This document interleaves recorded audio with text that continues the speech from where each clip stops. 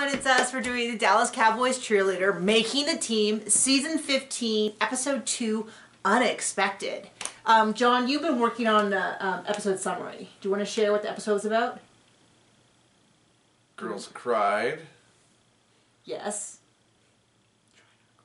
Oh, they tried on clothes, yes. And then they did a little bit of dancing.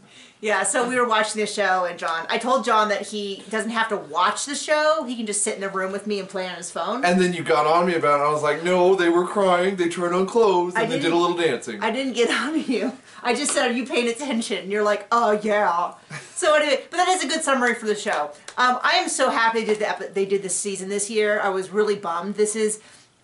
I started watching the show when I started writing books, and so it's always like a good, happy memory. There's something about watching young, stunning, talented, beautiful women have their hopes and dreams crushed that I find encouraging as I'm writing. I don't know. No, but so anyway, but this is a really weird season. John doesn't know this because he hasn't watched he's not sat and watched them in order. He's seen 5-minute 30-second clips probably a billion times. As I walk through the room, As you walk through the room. But what he doesn't realize, and for those of you who are fans, you know this, which is that normally there's like 4 tryout episodes. So the first episode is the open call. That's like one whole episode. Then we have the callbacks the next day, which have hundreds of girls. And you see the girls who are like, oh my gosh, this is so hard. And they're totally overwhelmed. And their hair's like all slicked to their face. And they're sweaty. And they're like, I was not prepared for this. So, and then we have a third one where they do all their dances, and some are gorgeous and some are like really bizarre.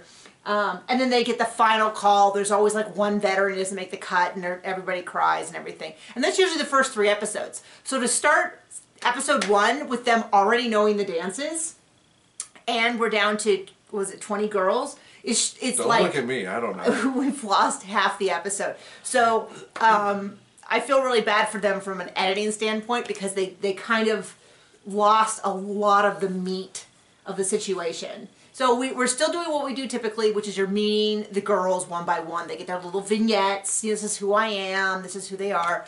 We're starting to see the standouts who are adorable, powerful, really, understand the field, all that kind of stuff in the dancing. But like, then we have guest choreographers, which is so weird because they're on a big TV screen, which is a great way of doing it during the pandemic, but it's such a weird, it must be so weird for them because they can only, I took a coaching course this month and we did it on Zoom, and it was so difficult to see, like when you're talking about like where does the elbow move, you have to have people demonstrate from like 7 different directions because you can only see, if the elbow's going this way, then you've got to see it this way, then you got to see it from everything.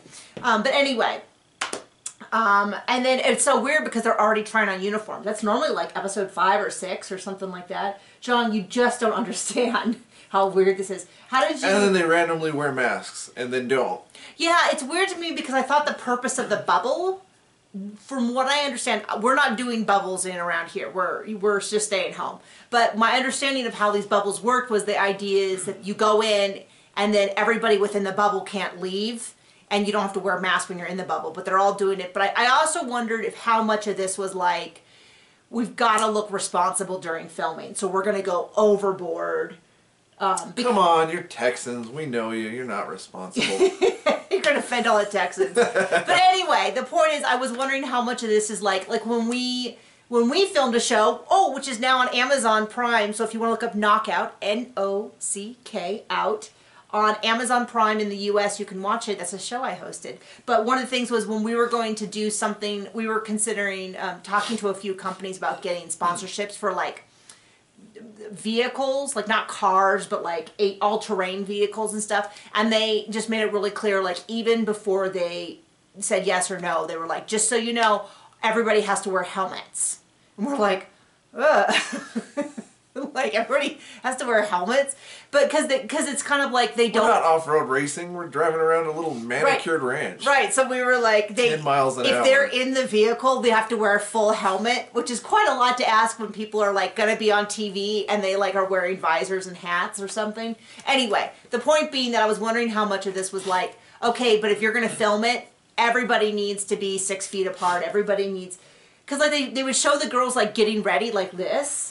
Like doing their hair and talking to each other. Then they would go to the dance studio. They all had to be 6 feet apart and wearing masks. And I was kind of like, okay, good try, but it kind of feels like maybe the boat has shipped, has gone, sailed. Anyway. So we lost our first gal. I feel really bad for her. You know, it does kind of suck because I feel like on a normal year, they you know, you do the tryouts, they have a good idea who you are and everything, and then they have such a short time to make an impression. They make it look like it was 2 days. It could have been much longer than that. But I'm really eager for the veterans to come back because they showed so much in the previews about these veterans not being good enough. And we don't really know who they are. And I told you that I did a zoom in on the board. It looked like Brennan Cat. Oh gosh, and who's the other gal? So beautiful, but and possibly Lily and Meredith all look like they might be below the line. So that's kind of concerning. So do you have standouts? Armani and Darian are both. Armani's a brand. Yes, also is a young lady. Oh.